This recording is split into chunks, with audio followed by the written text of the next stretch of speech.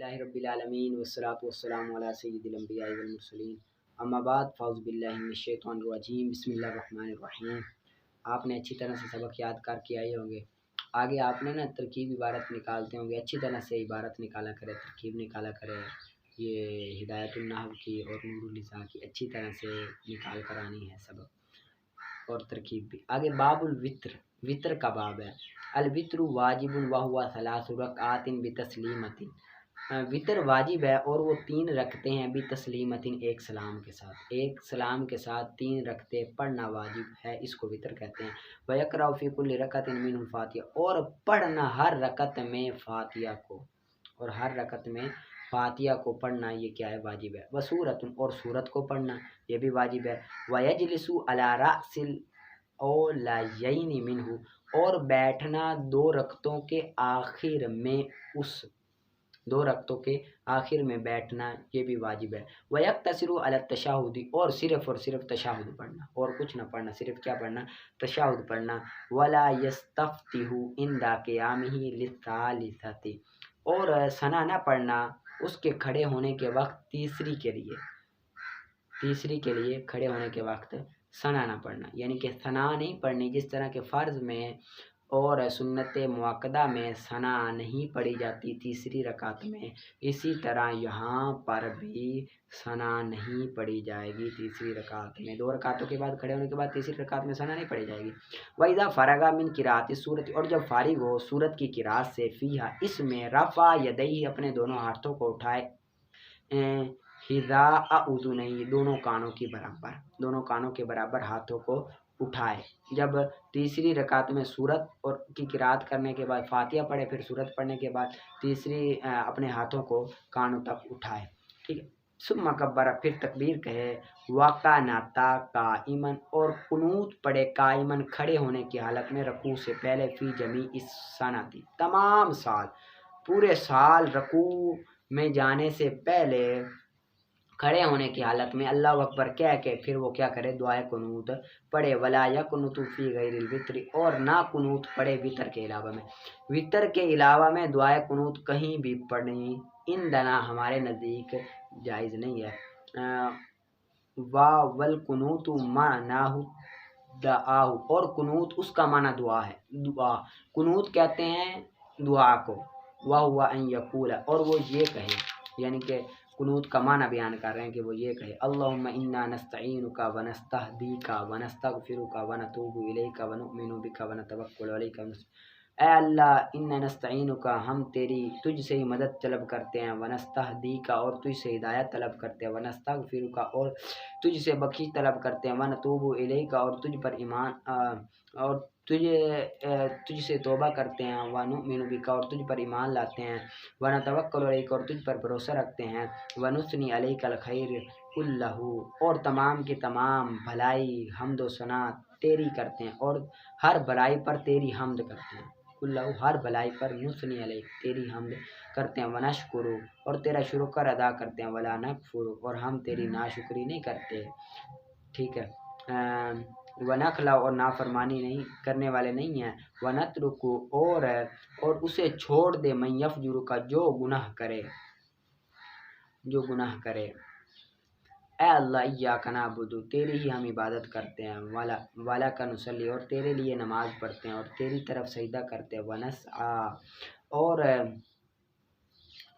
دوڑتے ہیں تیری طرف، ونحفظ، اور تیری رحمت، ونحفظ، اور ونسعی، چلتے ہیں، ونحفظ، اور دوڑتے ہیں تیری طرف، ونرجو رحمتک، اور تیری رحمت کی امید رکھتے ہیں، ونخشی عذابک، اور تیرے عذاب سے ڈرتے ہیں، ان عذابک، بے شک تیرا عذاب، کافروں کو پہنچنے والا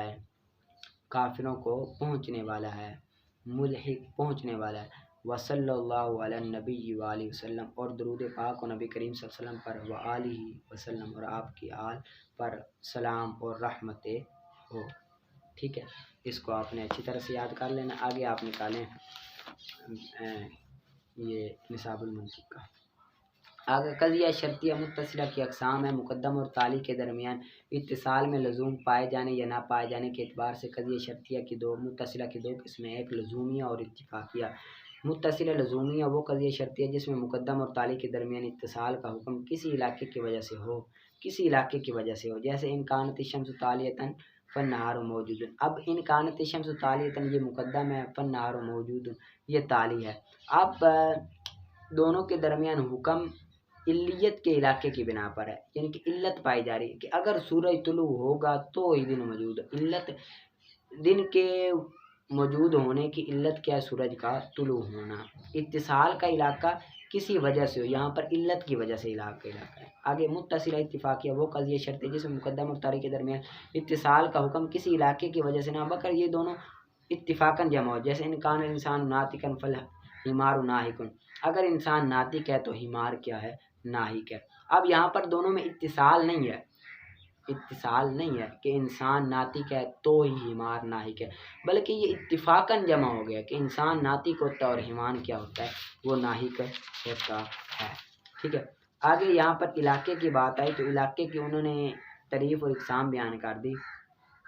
تو علاقہ وہ سبب ہے الامر بسببہ یستصحب مقدمۃ التالی، علاقہ وہ سبب ہے جس کی وجہ سے مقدم اور تالی کے ساتھ رہ جاتا ہو، یعنی کہ جب مقدم پایا جائے تو تالی بھی پایا جائے، جیسے ان کانت الشمس طالیۃ فالنہار موجود۔ اس مثال میں مقدم سورج کے طلوع ہونا اور تالی دن کے موجود ہونے کے درمیان میں ایسا تعلق ہے، اگر مقدم پایا جائے گا تو تالی کے ساتھ ضرور پائی جائے گی، لہذا یہی تعلق کہتے ہیں، دونوں کے درمیان تعلق کو، واسطے کو، مقدم کا تالی مقدم پایا جانا تو تالی پائی جائے گی، تالی تب تک نہیں پائی جائے گی جب تک مقدم نہیں پایا جائے گا۔ تو اس کو آپ نے یاد کر لینا اچھی طرح سے۔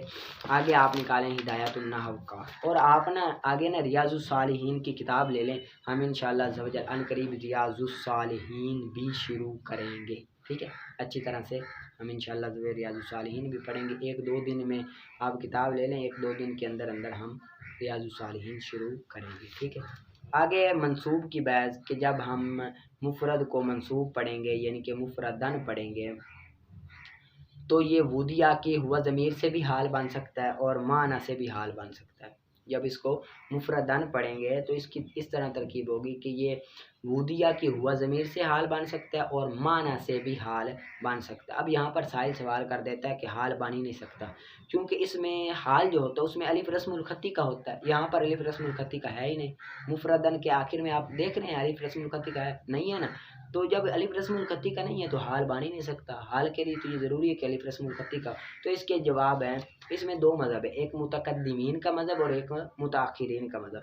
متقدمین کے نزدیک وہ کہتے ہیں کہ جس طرح رفعی اور نصبی حالت میں الف رسم الخطی کا ہونا ضروری نہیں ہے، اسی طرح نصبی حالت میں بھی الف رسم الخطی کا ہونا ضروری نہیں ہے۔ متقدمین کیا کہتے ہیں؟ جس طرح رفعی اور نصبی حالت میں الف رسم الخطی کا ہونا ضروری نہیں، اسی لیے نصبی حالت میں بھی الف رسم الخطی کا ہونا ضروری نہیں ہے۔ اور متاخرین کے نزدیک وہ کہتے ہیں کہ نصبی حالت میں الف رسم الخطی کا اس وقت ہونا ضروری ہے جب کسی اور اعراب کا احتمال نہ ہو، کسی اور اعراب کا احتمال نہ ہو تو تب الف رسم الخطی کا ہونا ضروری ہے، جبکہ یہاں اور اعراب کا احتمال ہے، اسی وجہ سے ہے ہی نہیں، اسی وجہ سے الف رسم الخطی کا ہونا ضروری نہیں ہے، لہٰذا دونوں مذہب کے مطابق الف رسم الخطی کا ہونا ضروری نہیں ہے، اور اس کو حال بنانا درست ہے، حال بنانے میں کوئی مطابقت، کوئی قباحت نہیں ہے، حال بنا سکتے ہیں دونوں مذہب کے نزدیک، متقدمین اور متاخرین دونوں کے نزدیک۔ ٹھیک ہے، اب یہاں پر سائل سوال کرتا ہے کہ وودیا کی ہوا ضمیر سے تو حال بن سکتا ہے لیکن معنی سے حال بننا ضروری نہیں ہے۔ کیوں نہیں ضروری ہے؟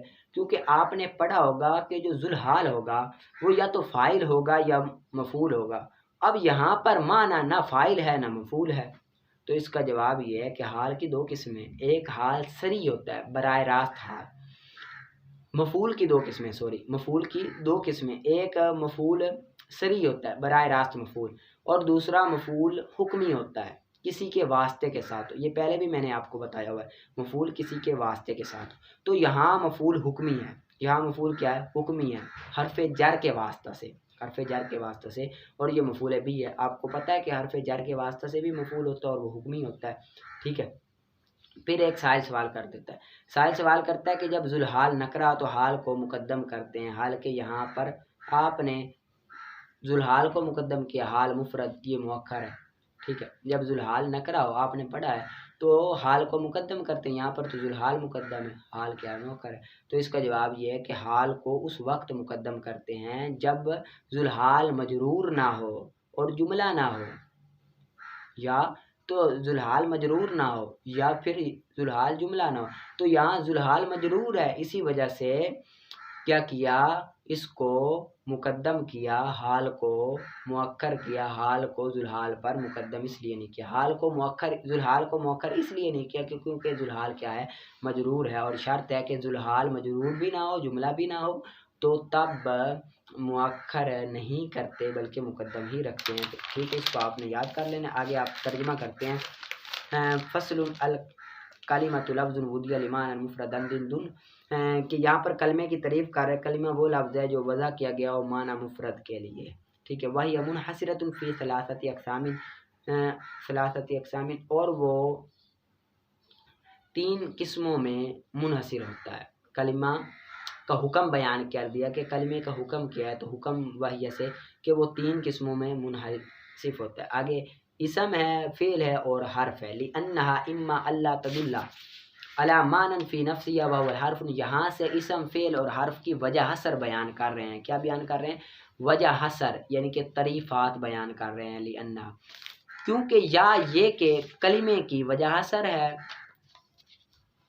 کہ کلمہ کہتے کسے ہیں، اور اسم فعل اور حرف کی تعریفات ہیں وجہ حصر کے ضمن میں۔ لأنها اما اللہ تدل، اس عبارت کی غرض کیا ہے؟ کلمے کی وجہ حصر ہے اور اس کے ضمن میں اسم فعل اور حرف کی کیا کر رہے ہیں؟ تعریف کر رہے ہیں، کیونکہ وہ یعنی کہ کلمہ یا یہ کہ نہیں دلالت کرے گا معنی پر بذات خود، معنی پر بذات خود، تو وہ حرف ہے، وہ کلمہ کیا ہے؟ حرف ہے، یا دلالت کرے گا معنی پر فی نفس ہی بذات خود، فی نفس یا بذات خود، وَيَقْتَرِنُ مَعْنَاهَا بِأَحَدِ الْأَزْمِنَةِ الثَّلَاثَةِ وَهُوَ الْفِعْلُ، اور ملا ہوگا اس کا معنی تینوں زمانوں میں سے کسی ایک کے ساتھ، تو وہ فعل ہے، تینوں زمانوں میں سے کسی ایک کے ساتھ ملا ہوا ہوگا تو وہ فعل ہے۔ او تدل، یا دلالت کرے گا معنی پر بذات خود، ولم یقترن معناہ بہ، اور نہیں ملا ہوگا اس کا معنی بھی اس کے ساتھ، یعنی کہ تینوں زمانوں میں سے کسی ایک کے ساتھ، وہو الاسم، تو وہ کیا ہے؟ اسم ہے، ٹھیک ہے، اس کو آپ نے یاد کر لینا اچھی طرح سے، محنت سے، آگے ہم پڑھیں گے انشاءاللہ۔